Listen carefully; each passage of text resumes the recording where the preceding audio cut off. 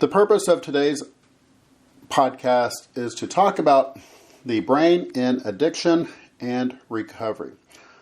I have 4 takeaways for you today.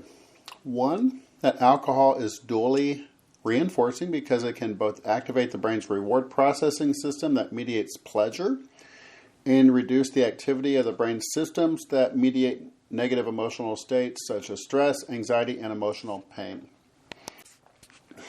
The second big takeaway is that repeated excessive use of alcohol can lead to the development of addiction, which is associated with reduced reward function and increased activation of brain stress levels. The process of becoming addicted is thus accompanied by a shift in drinking motivation from positive reinforcement to negative reinforcement, during which drinking is motivated by attempts to reduce the emotional discomfort of acute and protracted withdrawal. Third takeaway, addiction and its associated brain changes can be understood as a 3-stage cycle involving binge intoxication, then withdrawal negative effect, and then preoccupation and anticipation. Fourth takeaway is the adaptability or plasticity of the brain essential to the development of addiction, to the effectiveness of evidence-based treatments, and to the neurological and psychological improvements in recovery. The plasticity of the human brain contributes to both the development of and recovery from alcohol use disorder.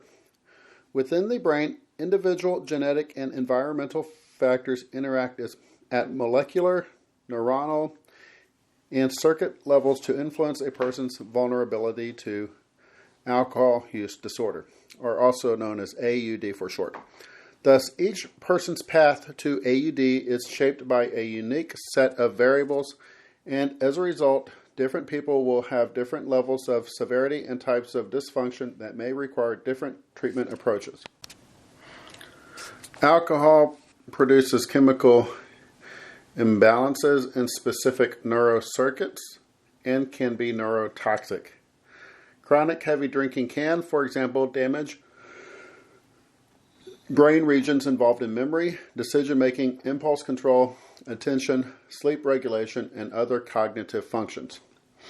Once AUD develops and progresses, these and other brain changes can make it very difficult to stop drinking without assistance.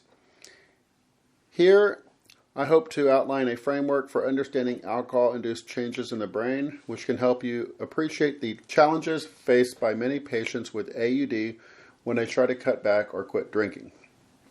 We then describe evidence-based treatments you can recommend to patients to help the brain and the patient as a whole to recover.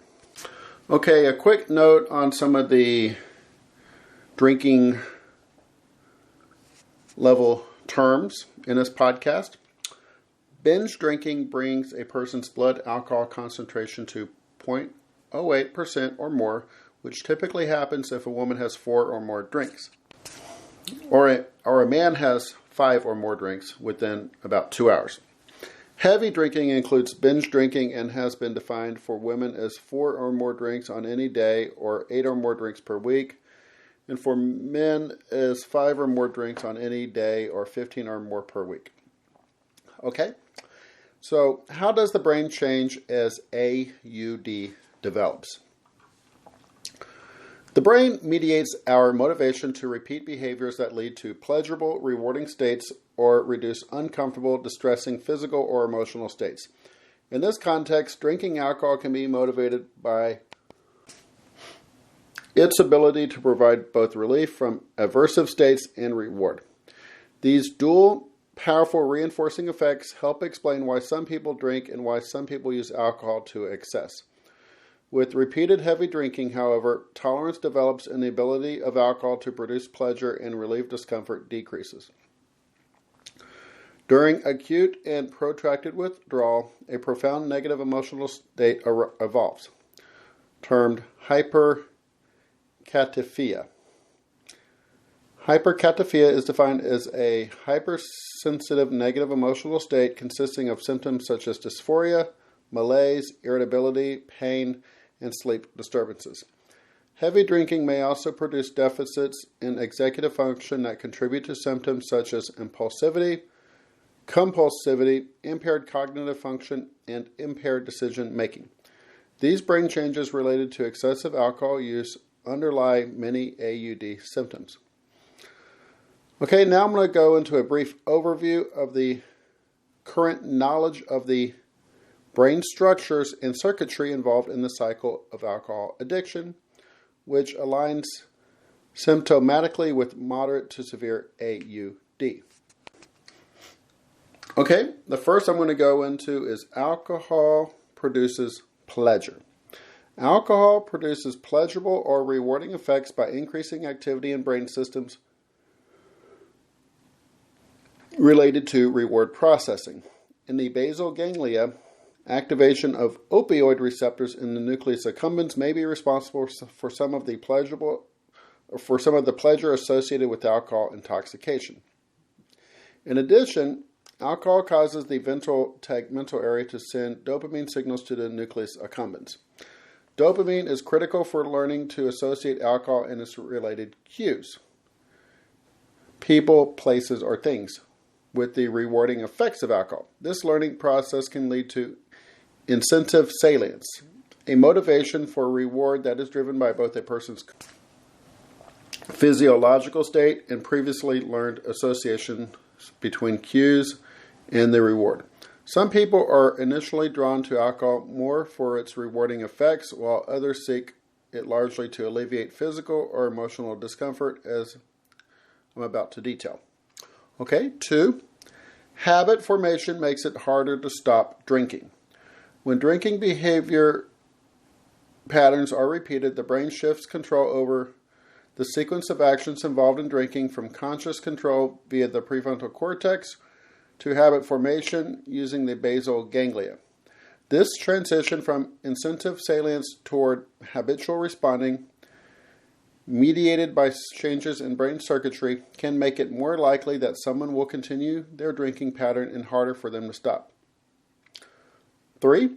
Alcohol initially reduces, then promotes negative emotional states and pain. Alcohol may temporarily reduce negative emotional states in part by dampening activity in the extended amygdala. This brain structure mediates the fight or flight stress response and helps us learn to associate certain cues with danger or threat. Neurons interacting within the extended amygdala release stress-related neurotransmitters such as corticotropin, releasing factor, and dynorphin, which in turn influence other brain areas involved in stress responses, including the hypothalamus and brainstem structures.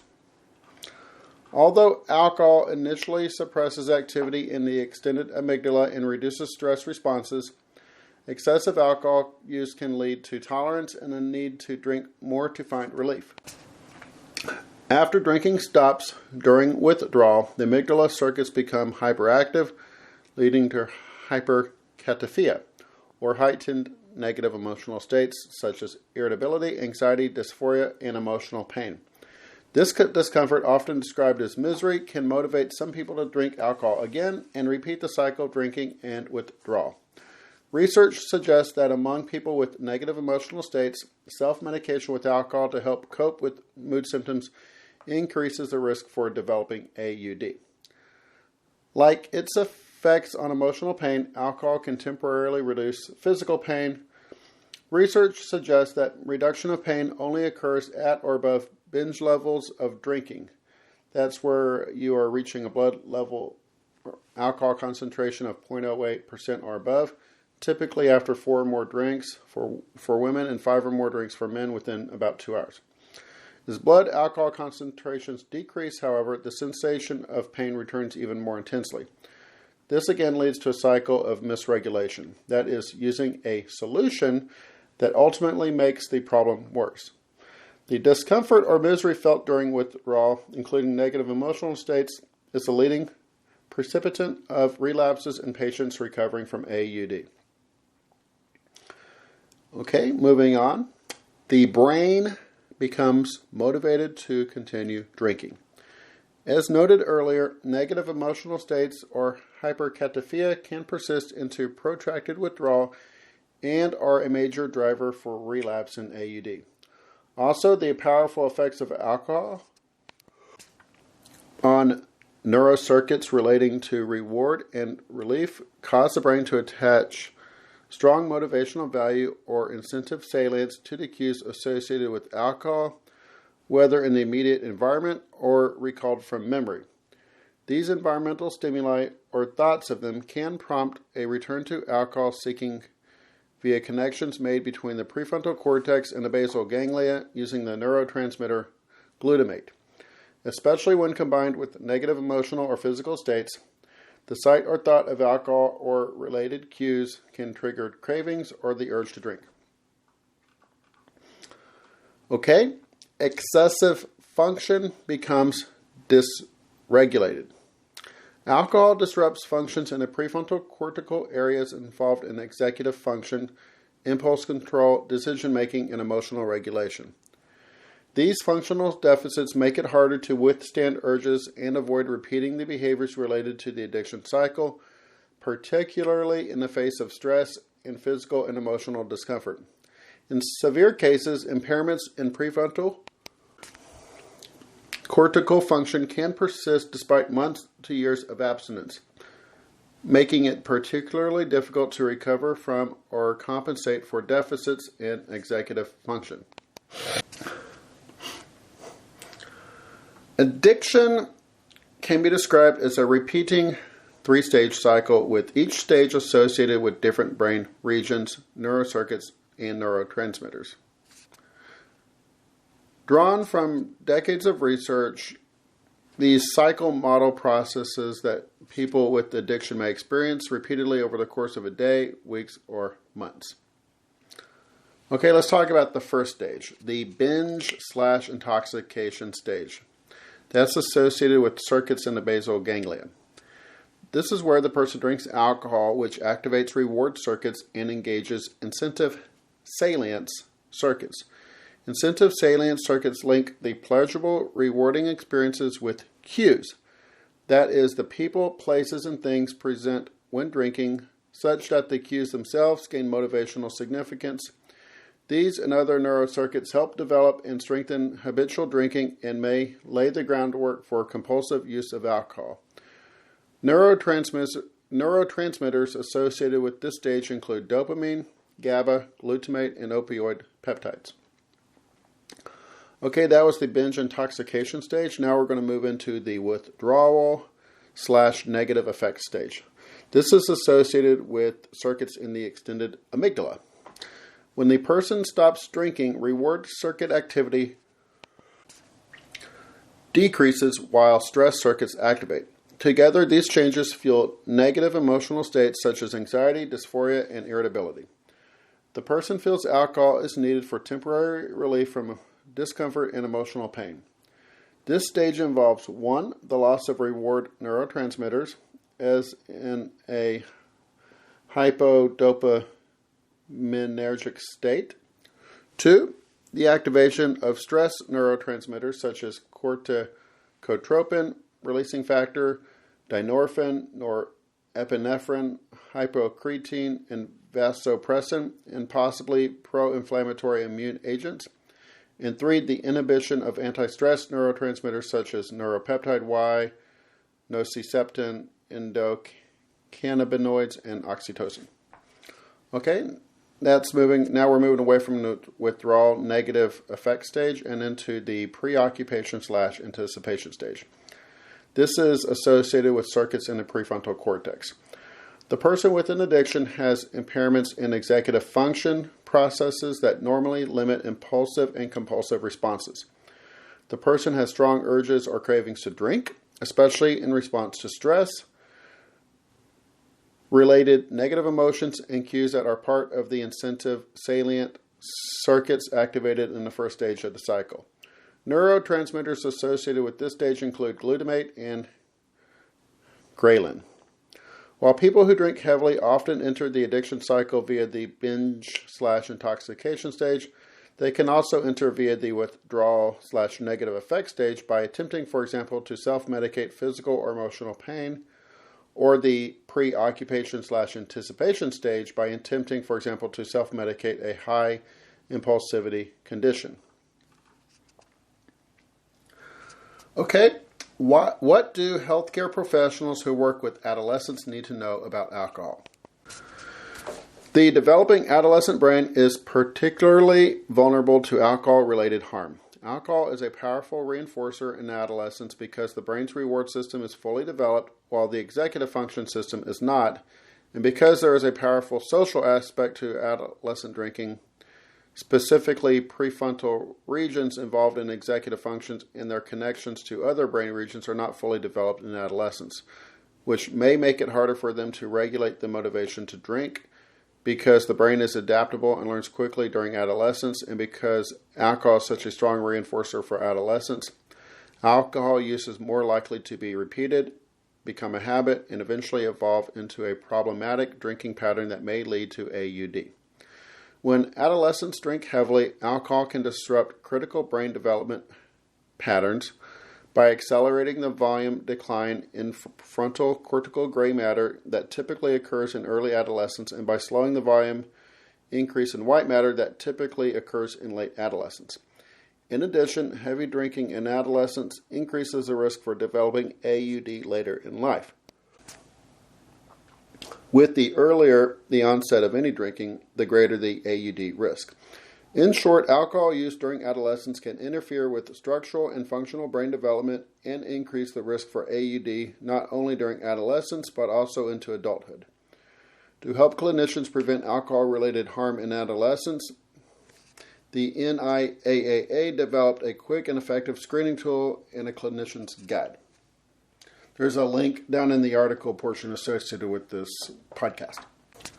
Okay. Now let's talk about how does the brain recover.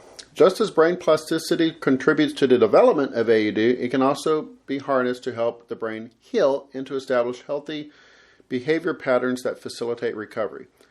The extent of the brain's capacity to return to normal following long-term sobriety is not fully understood. However, a growing number of studies indicate that at least some AUD-induced brain changes and the changes in thinking, feeling, and behaving that accompany them can improve and possibly reverse with months of abstinence. Even in individuals with lingering alterations in brain circuitry and function due to AUD, there is evidence that other circuits can compensate to help restore compromised function. Healthcare professionals offer two types of evidence-based treatments for AUD that help the brain and the patient as a whole to recover. Let's first talk about medications. Medications to treat AUD can facilitate healthy brain changes by helping people to cut down on or quit drinking. 3 non-addicting medications are FDA approved to treat AUD and can be easily prescribed in primary care. Okay, now let's go into behavioral health care. When people become preoccupied with drinking alcohol, their cognitive control neurocircuits can struggle to regulate urges to drink, particularly when under stress. Alcohol can directly damage these brain circuits, making it even harder to regulate urges. Neuroimaging studies indicate that behavioral health interventions for AUD can normalize activity in the reward and stress circuitry of the brain, while strengthening cognitive networks that help inhibit the drive to drink. For example, therapeutic approaches that teach mindfulness and coping skills can alter neural circuits associated with craving and help people tolerate and resist urges to drink. Other behavioral health interventions include cognitive behavioral therapy, motivational enhancement therapy, contingency management, couples and family counseling, and 12-step facilitation to encourage active involvement in mutual support groups such as AA, Smart Recovery, and other resources. In closing, brain alterations underlying addiction not only drive the addiction process itself, but also make it difficult for many people with AUD to change their drinking behavior, particularly if they are struggling to cope with the considerable discomfort of acute or protracted withdrawal. You can promote healthy changes in the brains and behaviors of patients with AUD by encouraging them to take a long-term, science-based approach to getting better. For practical, evidence-based tips on supporting patients with AUD, there are great articles and references and resources in the article portion associated with this podcast. Thank you for listening. Please consider subscribing. A citation, National Institute of Health, NIH.gov/health professionals communities. Again, thank you for listening.